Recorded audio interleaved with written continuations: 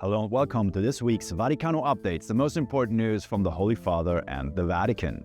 Pope Francis affirmed that the final document of the Synod on Synodality is now part of the Church's ordinary magisterium and must be implemented by dioceses and local churches.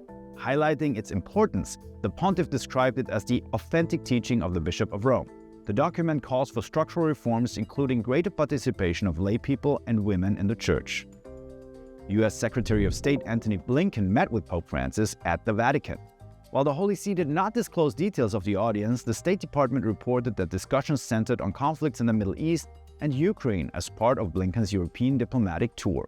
Key topics included the recently announced Israel-Lebanon ceasefire and efforts to mitigate the humanitarian impact of Russia's invasion of Ukraine.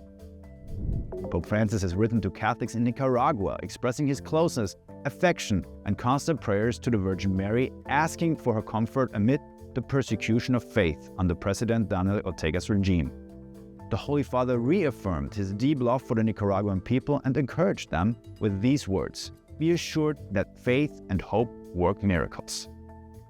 Chinese has been added as the 9th official language at papal general audiences, expanding the weekly event's multilingual reach. Key portions including scripture readings, papal address summaries, and greetings are now delivered in Mandarin alongside Italian, English, French, German, Spanish, Portuguese, Polish, and Arabic. Mandarin, the world's most spoken language, boasts nearly 1 billion speakers, surpassing Spanish and English. Pope Francis has invited Orthodox leaders to jointly celebrate the 1700th anniversary of the First Council of Nicaea in 2025, as proposed in a letter to Ecumenical Patriarch Bartholomew of Constantinople.